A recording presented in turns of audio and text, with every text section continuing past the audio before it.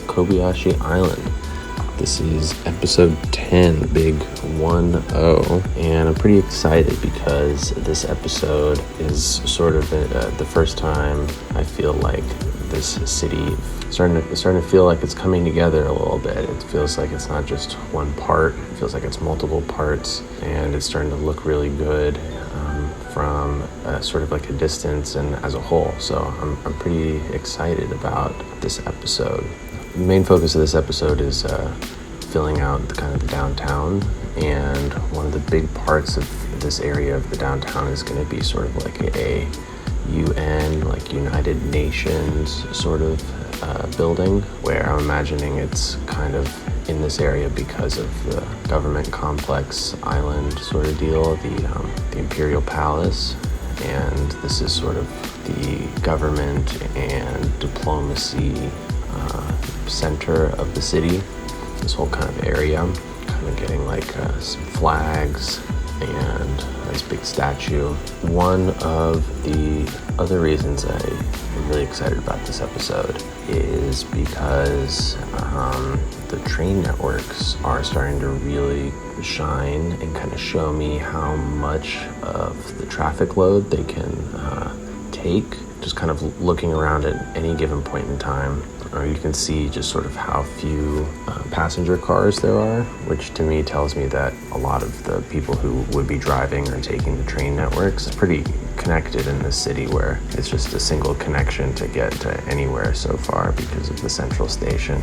And I think going forward it's going to continue to just be pretty easy to get around by train, given how many lines there are and how connected they are and how many different places they go to.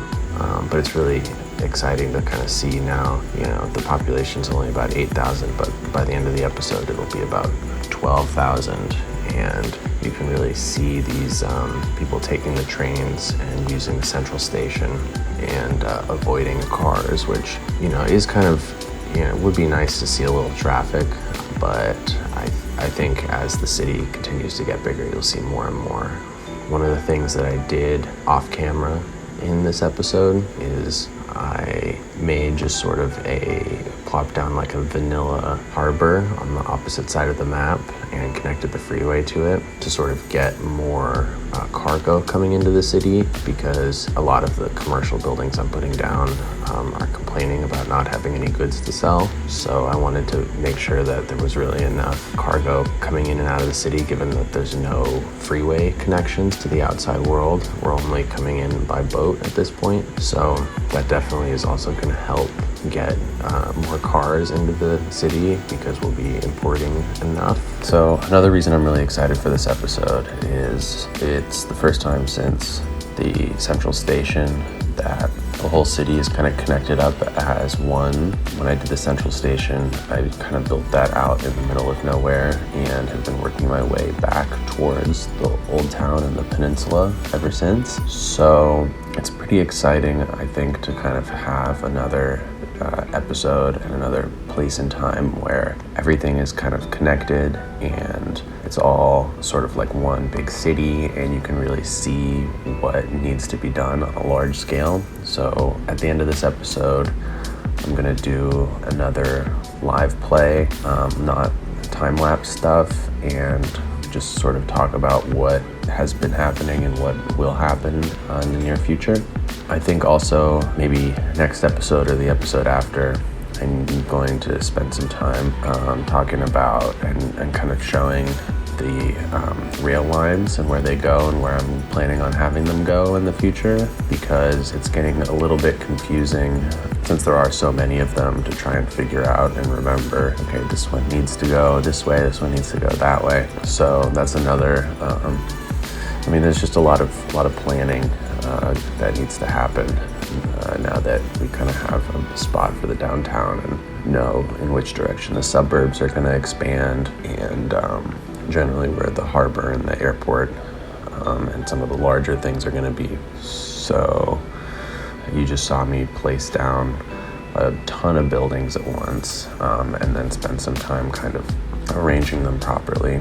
And the next few minutes here, I'm going to continue to be doing that and kind of detailing where needed. I wanted this area along the water here to be extremely dense. I made most of the roads, alleys, putting down the buildings as close as possible together. I really want this to feel tight and sort of like the main feature of this neighborhood. You know, the reason why it's cool and people live here is because you're next to the water and it's like so dense, and there's lots of restaurants and everything really close to where you live. And there's also some offices, so you could really spend your whole life within a couple blocks here. Not all the areas are going to be quite this dense in downtown. I think as the buildings start to get larger and taller, they're going to need some more space around them.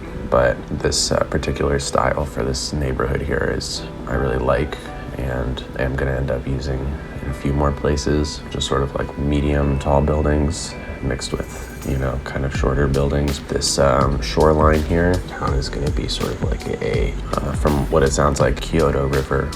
It's in the middle of the city, and it's kind of like the bank of a river, and a lot of people will go and sit there and eat food or drink or hang out along the side of the river. So when I saw that, I was like, oh, this is perfect for this area. It's interesting to see places that have wildly different ways that they use their rivers and public spaces. If it was where I'm from, they might have filled the whole thing with concrete, but I like how in Japan or in this particular Kyoto River, it's very naturey and left kind of how the river wants to be, and you just sort of pull up next to it. So I was noticing that I don't really have very many schools in this city, so I decided to put down a high school here. I kind of like using the vanilla assets as much as I can whenever I can, when they look right, just because, you know, having too many mods really slows everything down, and I'm not trying to go and download everything I possibly can that would fit this style, everything that's ever been made, you know. So I think, you know, using the high school that comes with the game, it does sort of blend in and looks pretty similar enough to something that would go in this area. So I decided to use it there, and I sort of like to use vanilla assets wherever I can, just give some variety without having to download a million different assets. That's about it for this episode in terms of the time lapse. I think we're gonna just finish out this one little block here, so stick around for that.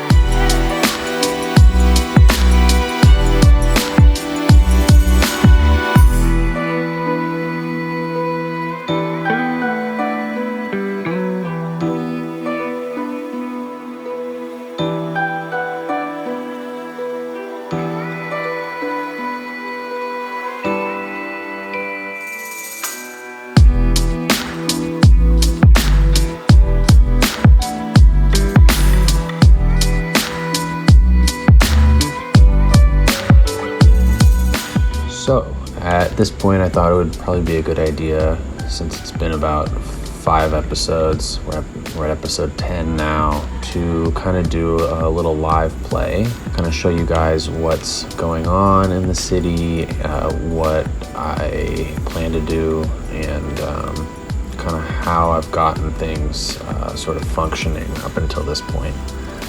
So you can see I just finished out a good portion of this downtown. There's a lot more cars driving around now. This is because in between episode 9 and episode 10, I came over here, extended this freeway, and built this just harbor just to sort of function as a place where things could get imported and exported. And it's vastly improved a lot of the warnings I had about not enough goods. And then in terms of the trains, I have lines kind of going everywhere.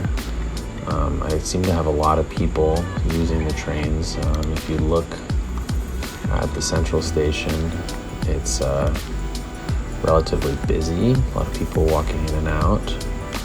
I love how you can see them down below through the glass. What I did with the ferry, in order to get this ferry as my only way in and out, it's a little bit of a hack, is over here I sort of have this makeshift ferry port, and the ferry depot.